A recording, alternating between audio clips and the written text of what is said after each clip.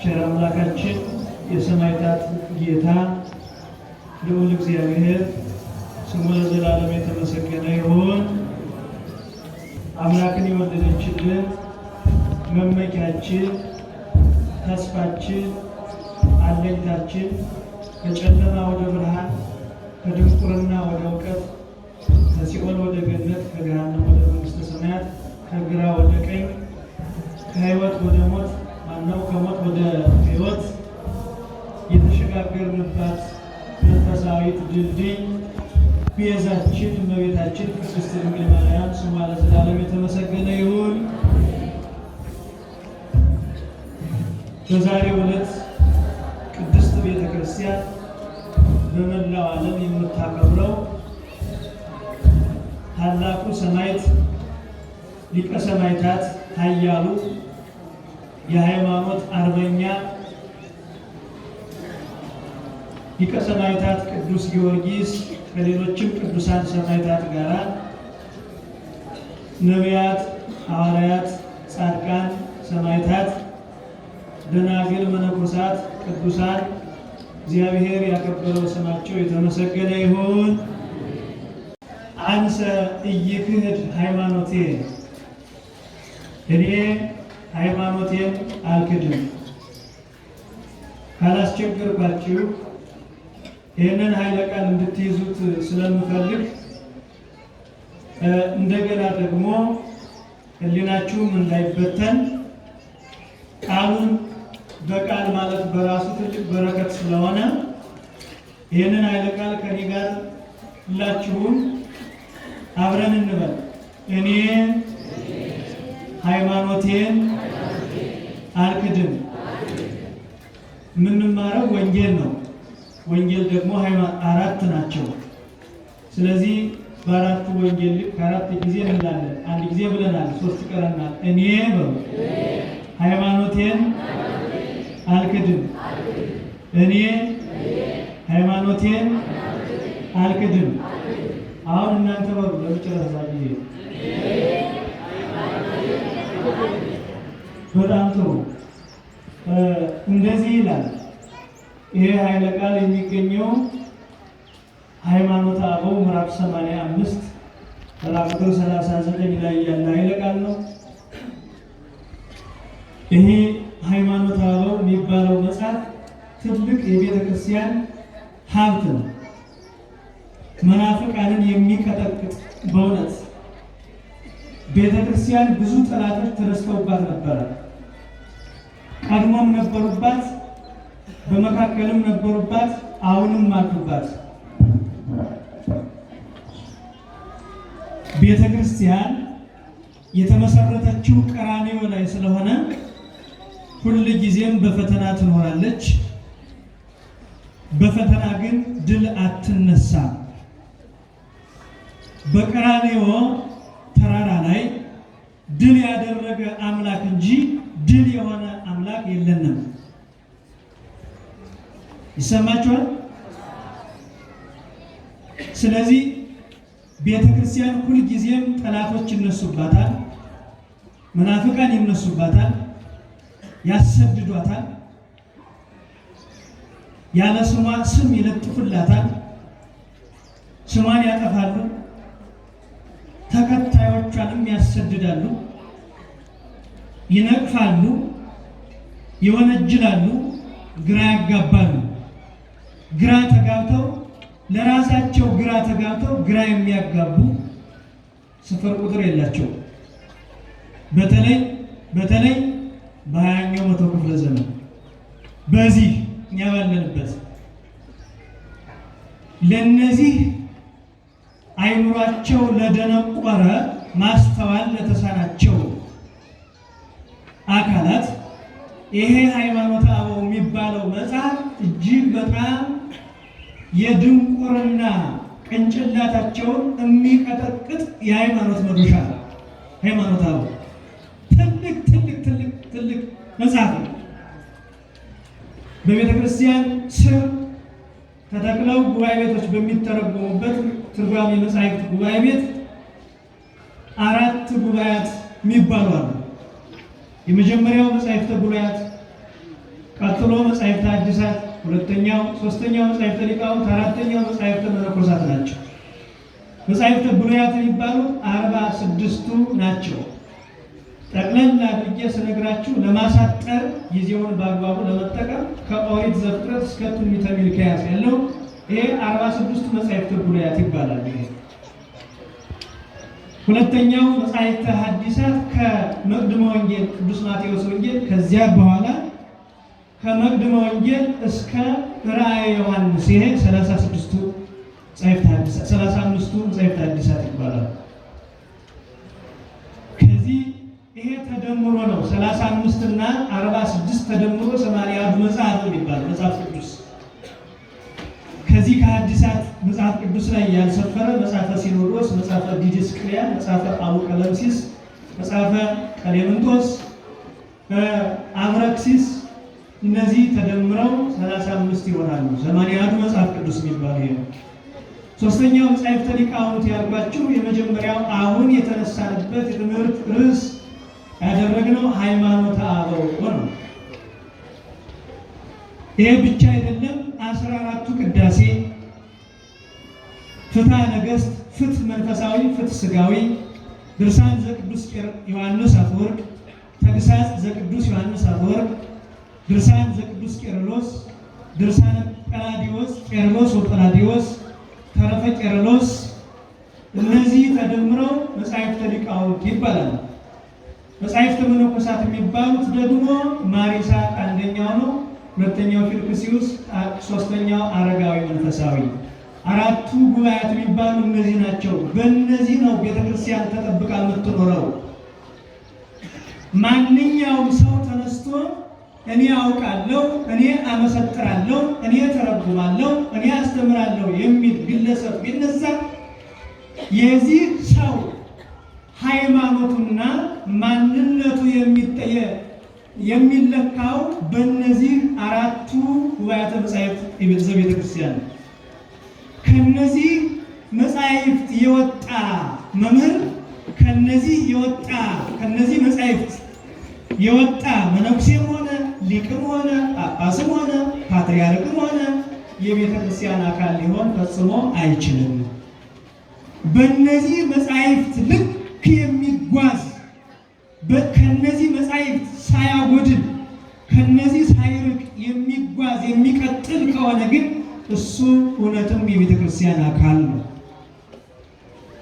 ትልቅ መጽሐፍ ነው ሃይማኖተ አበው እና ዛሬ ቤተ ክርስቲያናችንን ስሟን የሚያጠፉ የማትለውን እንደምትል የማታስተምረውን እንደምታስተምር የሚዘላብዱ ሰዎች እነዚህ መጻሕፍት በአግባቡ በልኩ ያልተረዱና ያላወቁ ሰዎች ናቸው። ያወቀ ያጠፋል፣ የሚያጠፋም አለ። በእርግጥ እያወቀ ሆድ ለሆዱ ብሎ ማለት ነው እና ይሄ ሃይማኖተ አበው የሚባለው መጽሐፍ ብዙ ሊቃውንት ተሰባስበው የተናገሩት መጽሐፍ ነው። 318ቱ ሊቃውንት በኒቅያ ጉባኤ ላይ ሆነው አርዮስን ያወገዙ፣ 200 ሊቃውንት በኤፌሶን ጉባኤ ላይ ሆነው ንስጥሮስን ያወገዙ የለዩ፣ 150 ሊቃውንት ሆነው በጉባኤ ቁስጥንጥንያ ላይ መቅዶንዮስ የሚባለውን መናፍቅ ያወገዙ፣ እነዚህ ተሰባስበው የጻፉት መጽሐፍ ነው። ከነዚህ ሊቃውንት መካከል ብዙ ሊቃውንት አሉ። እነ ቅዱስ አትናቴዎስ፣ እነ ቅዱስ ዮሐንስ አፈወርቅ፣ እነ ቅዱስ ቄርሎስ፣ እነ ቅዱስ ቴዎዶጦስ፣ እነ ቅዱስ ዲዮናሲዎስ፣ እነ ቅዱስ አዊሊዲስ፣ እነ ቅዱስ ሄሬኔዎስ፣ ሌሎችም እነ ቅዱስ አጢፎስ፣ ሌሎችም አሉ። እነ ቅዱስ ባስሊዮስ፣ እነ ቅዱስ ጎርጎርዮስ። አሁን በዚህች ባለችኝ አጭር ጊዜ እነዚህ ሊቃውንት መዘርዘር ስለማልችል እንዳጠቃላይ ብዙ ሊቃውንት ተሰብስበው የጻፉት መጽሐፍ ነው ይሄ መጽሐፍ። ከነዚህ ሊቃውንት መካከል አንዱ ቅዱስ ሳዊሮስ ይባላል። ይህንን አሁን የትምህርታችን ርዕስ መነሻ ያደረግነውን ኃይለ ቃል የተናገረው ሃይማኖተ አበው ምዕራፍ 85 ቁጥር 39 ብያችኋለሁ። ነገርን ከስሩ ውሃን ከጥሩ ይላሉ አባቶቻችን። ይሄን ኃይለ ቃል ወደ ኋላ ስናየው ስናነበው እንዲህ ይላል። ወካይበ ይቤ ዝንቱ አብ ሳዊሮስ ሊቀ ጳጳሳት በዘጸሐፎ ሀበ ንጉሥ። ሳዊሮስ የተባለ እውነተኛ ትክክለኛ ደግ ቆራጥ የሃይማኖት አባት ቆራጥ የቤተ ክርስቲያን አባት ቅዱስ ሳዊሮስ በነበረበት ዘመን ለተነሳ ለአንድ ከሃዲ ንጉሥ እንዲህ ብሎ ጻፈለት። በዘጸሐፎ እንዲህ ብሎ ጻፈ። አንሰ እታመን ዘልፈ፣ እኔ ዘወትር በፈጣሪዬ በኢየሱስ ክርስቶስ እታመናለሁ። የሰማችሁ ነው። በፈጣሪዬ በኢየሱስ ክርስቶስ እታመናለሁ። እንግዲህ መልእክት እየጻፈለት ነው።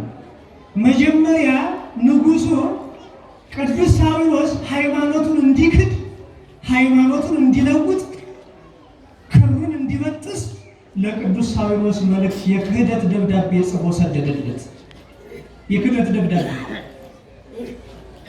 የበደል ደብዳቤ፣ የኃጢአት ደብዳቤ አሌ ሎሙ ለእለ ይጽሕፉ መጽሐፈ እኩየ ይላል ኢሳይያስ፣ ትንቢተ ኢሳይያስ ምዕራፍ 10 ቁጥር 1። የክህደት ደብዳቤ ለሚጽፉ ሰዎች ወዮላቸው። ሰውን የሚያደናግር ሰውን የሚያደናብር ደብዳቤ አጀንዳ ለሚያረቁ ሰዎች ወዮላቸው ይላል። እንደዚህ ያለ ደብዳቤ ጽፎ ንጉሥ ወደ ቅዱስ ሳዊሮስ ሰደደለት ይላል። ሃይማኖቱን እንዲክድ ፈጣሪውን እንዲክድ ጠየቀው። ደብዳቤ ጽፎ ላከለት። ታላቁ ሊቅ ቅዱስ ሳዊሮስ ግን በገንዘብ የሚደለል ቀላል ሰው አልነበረም። በጥቅማ ጥቅም የሚታለል ቀላል የቤተክርስቲያን አባት አልነበረም። አዎ ወዳቸው ባይኑራቸው በማሰብ ፈንታ በሆዳቸው የሚያስቡ ስንቶች ናቸው? ቤተክርስቲያን የሸጡ የለወጡ፣ ለነሱ ለራሳቸውም የቀለጡ፣ ለዚያውም ደግሞ በስጋቸው አይደለ ዘላለማዊትና ሕያዊት በምትሆን በነፍሳቸው። በነፍስ ቀልድ የለም ወዳጄ፣ ከባድ ነው። ትልቅ ጉዞ ያለብን ሰዎች ነን። ገና የእሳት ባህር አለ። ያን ባህር በምንድን ነው የምንሻገረው? በቀልድ አይደለም፣ በዋዛ በፈዛዛም አይደለም።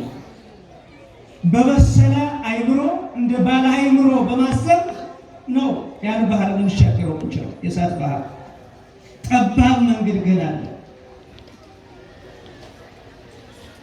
እና ላከለት።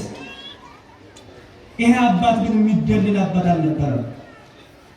ቀጥታ የንጉሱ የክህደት ደብዳቤ እንደተቀበለ አነበው ቅዱስ ሳዊሮስ። ሲያነበው ሃይማኖት ግን ለውጥ የሚል ደብዳቤ ነው። ገንዘብ የምትፈልገውን ነገር እሰጥሃለሁ፣ ብትፈልግ ሀብት፣ ብትፈልግ ስልጣን፣ የምትፈልገውን ነገር አወርሰሃለሁ፣ አስረክብሃለሁ፣ ሃይማኖትን ካድ ብቻ እችን እጠይቃለሁ አለው። አነበበው። ሊቁ ቅዱስ ሳዊሮስ ጳጳስ ነው። ሳዊሮስ አነበበው። የአንድ ሀገረ ስብከት ሊቀ ጳጳስ ነው። አነበበው። ድፍረቱ አይገርማችሁም? የንጉሱ ድፍረት ጳጳሱ ሃይማኖቱን እንዲለውጥ ፈጣሪውን እንዲክድ እግዚአብሔርን እንዲክድ ደብዳቤ ጽፎ ሲሰድለት የንጉሱን ድፍረት አሰባችሁት ወይ? ይገርማል። አያያዙን አይቶ ሸክሙን ይቀቡታል ይላል የሀገራችን ሰው። ከኛ ከኦርቶዶክሳውያን የዛለ ነገር ሲያዩ ከኛ በጀርባ በኩል ያሉ በሌላ አይን የሚመለከቱን ሰዎች ሁኔታችን አይተው በመሃል ገብተው ይከፋፈሉናል። አዎ መከፋፈላችን አይተው በሃይማኖታችን ያልጸናን ያልበረታን እንደሆነ ካረጋገጡ በኋላ በጥቅማ ጥቅም የምንደለል ግለሰቦች ከሆን ይታዘቡና ከዚያ በኋላ የምንፈልገውን ጥቅም ይዘው መጥተው እንደፈለጉ እንደ መኪና ይዘውሩናል። በሃይማኖታችን አንድ ስንሆን ስንተባበር በቅድስት ቤተክርስቲያን ላይ ጠላቶች ሲነሱ አንድ ብለን ሆ ብለን ስንነሳ ግን እናስፈራለን ለጠላት። የኛ ጠላታችን ሌላ አይደለም ዲያብሎስ ነው። እናም የሱ ስራ የሱ ግብረ አበሮች። አሁን ደስ ይላል። በዚህ ሰሞን የምናየው ነገር ደስ ይላል በጣም በቅድስት ቤተክርስቲያን በተፈጠረው ችግር በተከሰተው መጥፎ ነገር ሁሉም ተባብሮ ሲነሳ ደስ ያለኝ በእውነት ደስ ይላል። በድንግል ማርያም ድርድር የለም ብሎ ሁሉም ሲነሳ ደስ ይላል። ባለው አቅም ማለት ነው በተሰጠው ሁሉ። ሰው ግን አይሰደም። በፍቅር ነው የሚመለሰው። ሰው ከፈለገ በፍቅር ካልፈለገ ደግሞ አልፈልግም እምቢ ካለ ደግሞ ያው እግዚአብሔር ለሁሉም ዋጋውን ይከፍላል። ግን ሁሉንም ነገር በፍቅር ማድረግ ጥሩ ነው። ብዙ ጊዜ እኛ ችግር አለብን። ሰውን በመሳደብ ሰውን በማጥላላት በመንቀፍ የሚታነጽ ህንፃ የሚገነባ ግንብ የለም፣ የሚደረመስ ግንብ እንጂ። በፍቅር ሰውን ማነጽ መቻል አለብን። ሰው ከሃይማኖት ቢወጣ እንኳን በፍቅር አይን ነው ልናየው የሚገባው። በፍቅር ንግግር ነው ልንነጋገረው የሚገባው። እንደዚያ ከሆነ ይህ ሰው ልቡ ይሰበራል። በሃይማኖቱ ምክንያት ወደኋላ ያፈነገጠውን ሰው ግን ክፉ ነገር ከተነጋገር ነው የስድብ ማይበር ካወረድንበት እንደገና ይሄ ሰው ደራ ይዞት ሰው ደረኛ ነው፣ አስቸጋሪ ነው። እንዲያውም ይለይላችሁ ብሎ ነው ወጥቶ የሚሄድ። ክርስትና ግን እንደዚህ አይደለም። ሁሉንም በፍቅር መሳብ ነው፣ በትዕግስት መሳብ ነው። በሲዛ አልወጡ ትዕግስት ይመስል ሀገር አለባት ይተርም ይላል ሰሎሞን። ትዕግስት የሌለው ሰው ቅጽር እንደሌላት ሀገር ነው። ታገሳ ለማት ወድረ ታስተፈስሐከ፣ ቁጣን ታገሳት በኋላ ታስደስታለች። መጽሐፈ ሲራክ ምዕራፍ 1 ቁጥር 18። ትዕግስት ትልቅ ዋጋ አላት። አሁን ወደ ዕለቱ ትምህርት እመጣ ነው። ከዚያ በኋላ ሳዊሮስ ይህንን የክህደት መጽሐፍ አነበበና እንዲህ አለ። አንሰ እታመን ዘልፈ፣ እኔ ዘወትር እታመናለሁ። በማን ዘንድ? እስኪ በእግዚአብሔር ዘንድ በሉላችሁ። በማን ዘንድ? እኔ ለዘወትር እታመናለሁ በእግዚአብሔር ዘንድ አለ። ወኢይክህድ ግሙራ ዘጸሐፍክዎ፣ አምኜ አውቄ ጠንቅቄ ተምሬ አመስጥሬ ልብ አድርጌ የጻፍኩትን የሃይማኖት መጽሐፍ አልክድም። ወኢይክህድ ግሙራ ዘጸሐፍክዎ እመኒ አብረውኒ በስደት ውስተ መካናት ርሑቃት። ሀገር አስጥለን እናሰድድህ የሚሉኝ ሰዎች ቢነሱ ወእመኒ ወደዩኒ ውስተ እሳት፣ በእሳት እንጥልሃለን ቢሉኝ ያለ እንደ ሰለስቱ ደቂቅ። ወእመኒ ገደፉኒ ለአናብስት፣ ለአንበሳ እንጥልሃለን ቢሉኝ ያለ እንደ ዳንኤል።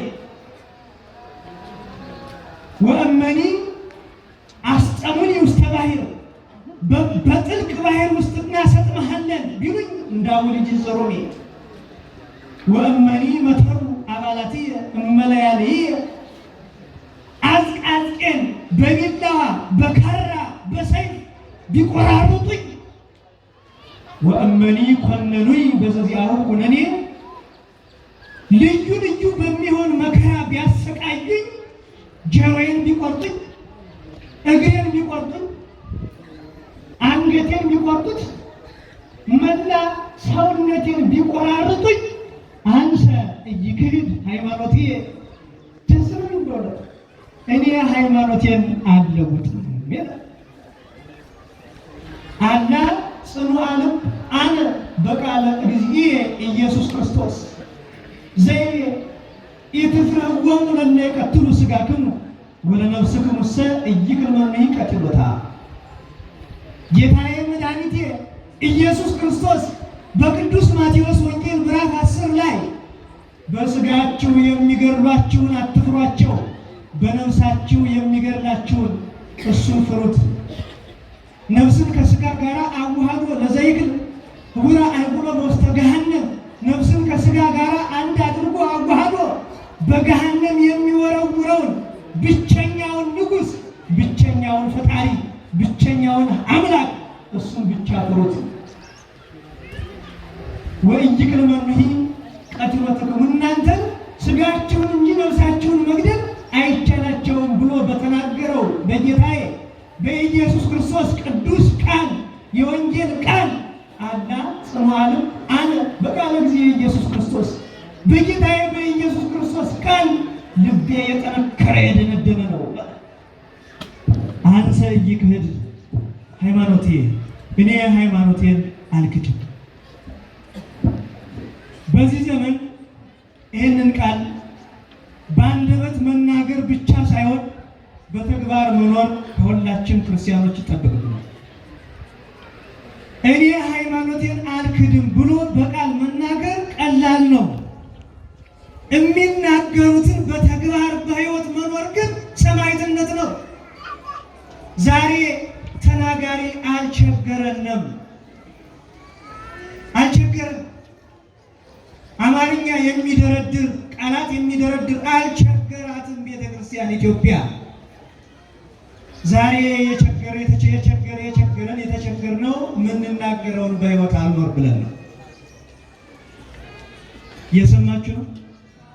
እየሰማችሁ ነው? እናንተም የምትማሩትን እኛም የምናስተምረውን በሕይወት በተግባር እንድንኖረው የቅዱሳን ሰማዕታት አምላክ እግዚአብሔር ሁላችንም ይርዳል። አንሰ ኢይክህድ ሃይማኖቴ እኔ ሃይማኖቴን አልክድም። ሃይማኖት ማለት ራሱ እግዚአብሔር ሃይማኖት ይባላል። ኢየሱስ ክርስቶስ ሃይማኖት የወንጌል እንዳለ ደራሲ ኢየሱስ ክርስቶስ ወንጌላዊ የወንጌል ሃይማኖቴ ነው ይላል። አምደ ሐዋርያት በመልካ ኢየሱስ ድርሰቱ ራሱ ክርስቶስ ሃይማኖት ይባላል። ሃይማኖት ማለት ማመን፣ መታመን፣ ማሳመን ነው። ማመን እግዚአብሔርን፣ መታመን ደግሞ ለተጣለብን አደራ ታምኖ መኖር፣ ማሳመን ደግሞ ራሳችን አምነን ሌላውን ማሳመን። ለራሱ ያላመነ ሰው ሊያሳምን አይችልም። እኔ የሚገርመኝ በእኛ ዘመን ለራሳቸው ሳያምኑ እናሳምናለን እያሉ አስፋልት ለአስፋልት ኢየሱስ ኢየሱስ የሚሉ ሰዎች ናቸው። ለራሱ ሳያምን እንዲህ ለራሱ ታሞ እንዴት ሰው ልከም ይባላል? ለራሱ ተርቦ ሰው ላብላህ እንዴት ይባላል? ለደግነት ከሆነ እሽቱ ለራሱ ተጠምቶ ሰውን ላጠጣ እንዴት ሊባል ይችላል? ለራሱ ተራቅቶ ሰውን ላልበስ ሊባል እንዴት ይችላል? ለሃይማኖት ከሆነ አዎ፣ ክርስቶስን አጥቶ ክርስቶስን ያዙ ማለት እንዴት ነው የሚቻለው? በትክክለኛው መንገድ መጥቶ ክርስቶስን ሳይከተሉ ክርስቶስን ተከተሉ ኢየሱስን ተከተሉ ማለት ምን ማለት ነው? መጻሕፍትን ሳይማሩ ሳያመሰጥሩ ትርጓሜው ምን ይላል ሳያውቁ ጉባኤ ቤት ሳይገቡ እንዲህ መጽሐፍ ቅዱስ እኮ እንዲሁ ዝም ብሎ እንደቀረበ የሚፈተፈት ምግብ አይደለም። በግን ለማረድ አንድን በግ ለማረድ እኮ ማንኛውም ሰው ተነስቶ በግን መበለት ይችላል? ይቻላል? በግ ለመበለት እኮ እንኳን በግ ዶሮ ለመበለት ራሱ ሙያ ይጠይቃል አይጠይቅም? ተናገሩ እንጂ ይጠይቃል። ዶሮ ለመበለት በራሱ አሁን ይሄ እንግዲህ ተራ በጣም ቀላል ነገር ዶሮ ለመበለት ሙያ የሚጠይቅ ከሆነ ከዚህ በላይ ስለ ምስጢረ መንግስተ ሰማያት ስለ ሰማያዊ መንግስት ስለ መንግስተ እግዚአብሔር ስለ ወንጌል መንግስት የሚናገረው ወንጌል መጽሐፍ ቅዱስ እንዲሁ በነጠላው መረዳት እንዴት ይቻላል? ነጠላን ይዘው ነጠላ ሆነው የቀሩ ስንቶች ናቸው? ለራሳቸው ነጠላ ሆነው ሌላውንም ነጠላ ያደረጉ ራሳቸው ላይ ጸጋቸውን አስገፍተው ገፈው ሌላውንም ደግሞ የሌላውን ሰው ጸጋ እንገፋለን የሚሉ ለመግፈፍ የሚሯሯጡ ስንት ናቸው? ቤት ይቁጠራቸው። የእግዚአብሔር ቤተሰቦች ማይበሩ ማት ነው። ጎርፉ ብዙ ነው በዚህ ዘመን። ተጠንቀቁ፣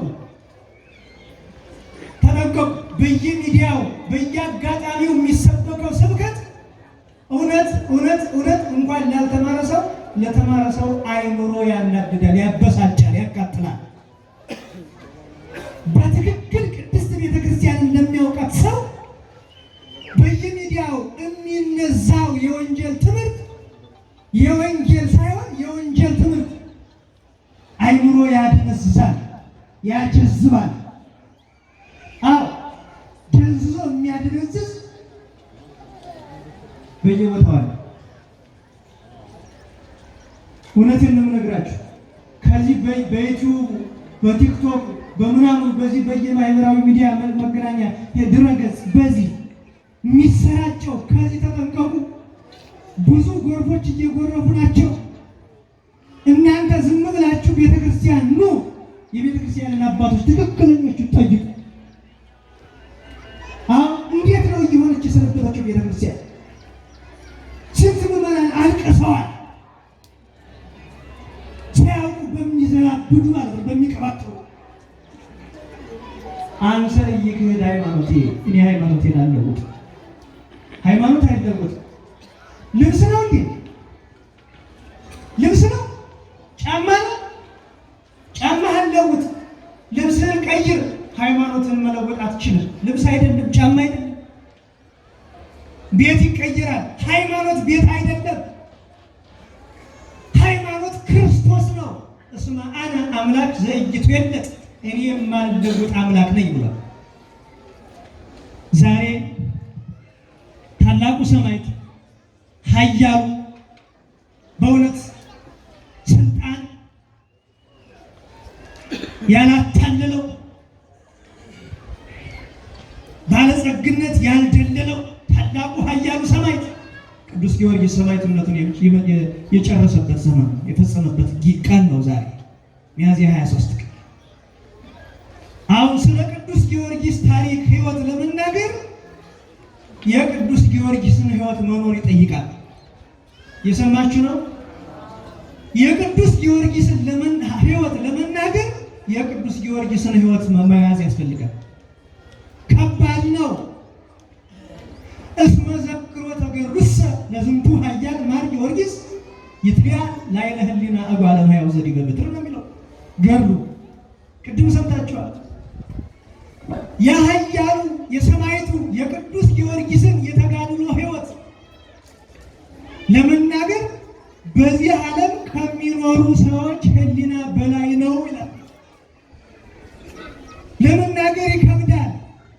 እንዲሁም ገድሉን የጻፈው ቴዎዶጦስ ይባላል። ከሊቃውንት መካከል አንዱ ቴዎዶጦስ ይባላል። እሱን የጻፈው ቴዎዶሲዮስም ይለዋል። እሱ የቅዱስ ጊዮርጊስን ገድል ለመጻፍ ሲጀምር ልቤ ይንቀጠቀጣል፣ ሰውነቴ ሁሉ ይርዳል፣ ያንተን ገድል፣ ያንተን መከራ፣ ያንተን ስቃይ፣ ያንተን እንግልት ለመናገር አቅም የለኝም ይላል ብሎ ነው የሚጀምረው ገድሉ። እሱ ያረፈበት ቀን ነው ዛሬ። የመጨረሻ ምስክርነቱን የተቀበለበት ዕለት ነው ዛሬ። ከቃሉ ጋር ናችሁ? የመላእክት አለቃ ማን ነው? በሉ እንጂ እንግዲህ ይህን አልመለሳችሁ። አሁን ይህ በጣም ቀላል ጥያቄ ነው፣ ግን ስንት መናፍቅ ተነስቷል። አሁን ዛሬ ስንት መናፍቅ እንግዲህ ተነስቶላችኋል። የምንጠየቀው እኛ ብቻ አይደለንም። እኛ የቤተ ክርስቲያን አገልጋዮች፣ ሊቃውንት፣ መምህራን፣ ካህናት ብቻ አይደሉም የሚጠየቁ። አሁን ሁሉም ተጠያቂ ነው። ዘመን መጥቶልሃል ገና። ይህን ለማወቅ ነቢይ መሆን አይጠበቅብኝም። ማን አላችሁኝ? በጣም ጥሩ። የሐዋርያት አለቃ ማን ነው? እስኪ ቅዱስ ጴጥሮስ በሉ ሁላችሁ። የማን አለቃ? በጣም ጥሩ። የባሕታውያን አለቃ። ይህን እንኳን ትንሽ ይከብዳችኋል። እኔ ልንገራችሁ ስንት ነው። አይ ገብረ መንፈስ ቅዱስ አደረጉ።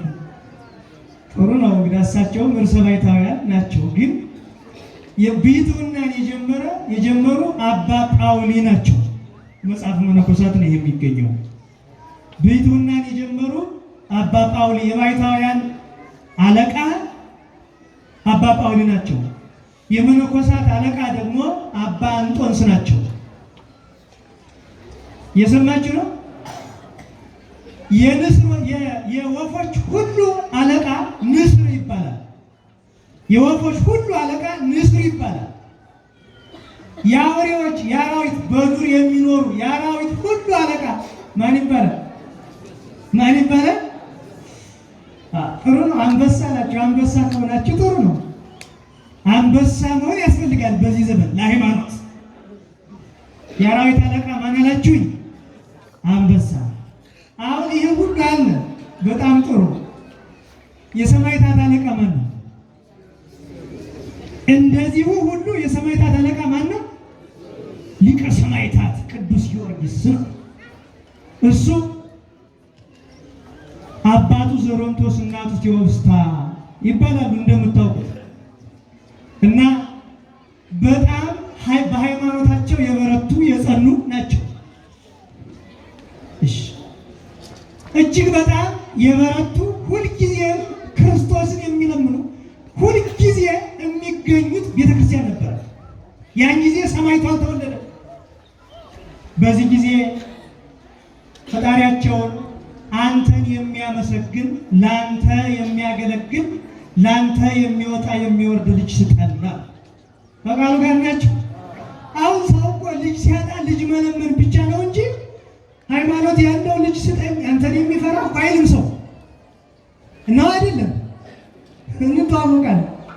አሁን ልጅ ያጣ ሰው ቀጥታ ልጅ ስጠኝ ብቻ ነው የሚል እውነት ለመናገር ማለት ነው። እግዚአብሔር የአባታችን የአቡነ ተክለ ሃይማኖት እናት እግዚአብሔር ጌታዬ ልጅ ስጠኝ፣ ግን አንተን የማይፈራ ልጅ ከሆነ ማኅፀኔን ዝጋ ነው ያለችው። እንደዚህ አይነት እናቶች እንፈልጋለን። እንዲህ አይነት እናቶችን ቤተክርስቲያን ትፈልጋለች። አዎ ለሃይማኖት የሚቆረቆር ወገኑን የሚወድ ሀገሩን የሚያለማ የሚያጠፋ አይደለ። ልጅ ስጠኝ ብሎ መለመን ያስፈልጋል። እንደው ዝም ብሎ ልጅ ስጡኝ አይደለም። ስንት ልጅ አለ፣ ብዙ ቢወለድ ብዙ ነው ጉዱ አለ። ወደዚህ ያለውና እናንተ ጨርሱት። እኔ ተረት ነው እንዴ የተማርኩት ወንጌል ነው እንጂ የሰማችሁ ነው። አሁን በእግዚአብሔር ቸርነት በእነሱ ጸሎት ቅዱስ ጊዮርጊስ ሰጣቸው። ቅዱስ ጊዮርጊስ ጥር 20 ቀን ነው የተወለደ። ቅዱስ ጊዮርጊስ 18 እናከብራለን አይደል? 19 20 ልደቱ ነው። የሚገርማችሁ የቅዱስ ጊዮርጊስ በ227 ዓመተ ምህረት ነው የተወለደው። በ227 ዓመተ ምህረት ጥር 20 ቀን ነው የተወለደ። ከዚያ በኋላ ልክ በ10 ዓመቱ አባቱ ሞተበት። በስንት ዓመቱ አልኳችሁ? ከባድ እኮ ነው አይደል? 10 ዓመት ላይ ከባድ እኮ ነው። 10 ዓመት በ10 ዓመት የአባትን ፍቅር አጥቶ መኖር አስቸጋሪ። እንደገና ልጆች ከአባታቸውና ከእናታቸው የሚጠብቁት ነገር አለ። እሱን አጥቶ መኖር፣ የአባትን ፍቅር አጥቶ መኖር እጅግ መከራ ነው። እዚያ ላይ ሴት ልጅ ብቻዋን ልጅ ማሳደግ ከባድ ነው። በእውነት ከባድ ነው። የሚኖር ያውቀዋል። እኛ በመጽሐፍ ነው የምናውቀው። የምትኖሩ ታውቁታላችሁ። አስቸጋሪ ነው። ሁለቱ ሆኖም አሁን ደግሞ ከባድ ነው። ደግሞ ዘመኑ ደግሞ አሁን ሰው አሁን ያን ተነስቶ ኑሮ ተወደደ ይላል። ሰው የሚወደድ መቼ ነው ግን? አሁን እንደዚህ ይሄ እህል ይህን ያህል ጤፍ ይህን ያህል ወጣ ጣራ ወጣ ሰማይ ሆነ ይላል። ሰው ሰማይ የሚሆን መቼ ነው? ይትካለነ ንኩን ሰማይ ይላል ቅዱስ ዮሐንስ አፈወርቅ በተግሳጽ 11ኛው ተግሳጽ ላይ ሰማይ መሆን እንችላለን አለ። ምን ማለት ነው? ሰማይ መሆን እንችላለን ማለት በቁመት እንደዚህ ብሎ አይደለም። ሰማያዊ እንደ ሰማያዊ ነገር አስበን ሰማያውያን መላእክት እንደ ሰማያውያን እንደ መላእክት መሆን ይቻለናል ማለት ነው። እና ሰው እንደዚህ ይላል። በ10 ዓመቱ አባቱን አጣ። እናቱ ብቻዋን አሳደገችው። 2 ልጆች እህቶች አሉት። እስያና ማርታ የሚባሉ 2 ሴቶች አሉት እህቶች። ቅዱስ ጊዮርጊስ በ20 ዓመቱ እንደምታውቁት ጦር መወርወር፣ አራዊት ማደን ተማረ። ከዚያ በኋላ በእግዚአብሔር ቸርነት ወዲያው ሌላ አባቱ መስፍን ነበረ። አባቱ ሲሞት ሌላ ሰው ነገሰ። ሌላ ሰው የነገሰው ያ የነገሰው ሰው እጅግ በጣም ደግ ነበር። እንደ ቅዱስ ጊዮርጊስ አባት ደግ ነበር። ደግ ሆኖ ቅዱስ ጊዮርጊስ 20 ዓመት ሲሞላው ጊዮርጊስ አለ አቤት አሁን ልጄን ላጋባ አለው። በስንት ዓመት ነው? በስንት ዓመት? ከባድ ነው እውነት ለመናገር። ቅዱስ ጊዮርጊስ ግን ምን አለ? አይ እኔ የሰማያዊ የክርስቶስ ሙሽራ ነው እንጂ መሆን የምፈልገው ምድራዊ ሙሽራ መሆን አልፈልግም አለ። ከዚያ በኋላ የተቀበለውን መከራ ልነግራችሁ አልችልም። በመዶሻ ራሱን ተቀጥቅጧል። በመጋዝ ተተርትሯል። እሳት ከላይ አንድደው እንደ ቅዱስ መርቆሬዎስ ከላይ በታች አንድደው እሳት ላይ ጠብሰውታል። እንደ በቆሎ እንደ ስጋ ጠብሰውታል። እንደ አሳ ጠብሰውታል። የደረሰበትን ቅዱስ ጊዮርጊስ ያልተቀበለው ነገር የለም፣ ያልተቀበለው መከራ የለም። ስለዚህ ይሄ ሁሉ መከራ ቢደርስበት ግን አንሰ ኢይክህድ ሃይማኖቴ የትምህርታችን ርዕስ ምን ነበር? ምንድን ነበር? እኔ ሃይማኖቴን አልክድም አለ፣ ጸና። ዛሬ ሚያዝያ 23 ቀን መጨረሻ 7 የምስክርነቱን ተቀበለ። አንገቱ ተቆረጠ። 3 ጊዜ ሙቷል፣ በአራተኛው ተነሳ። 7 ዓመት ተጋድሏል። አጠቃላይ መላ እድሜው 27 ዓመቱ ነው። በ27 ዓመቱ ቅዱስ ጊዮርጊስ ሰማዕት ሆኖ ቤተክርስቲያን ዛሬ ታነጸለት። በ27 ዓመቱ ማለት ነው። ዛሬ እኛ 27 አይደለም 50 60 ዓመት ሞልቶት የማይቆርብ ሰው አለ። ለቅዱስ ሥጋው ለክቡር ደግሞ ያልበቃችሁትን ያብቃችሁ፣ የበቃነውን ደግሞ በዚሁ ያጽናል። አንሰ ኢይክህድ ሃይማኖቴ እኔ ሃይማኖቴን አልለውጥም። ይቆየን።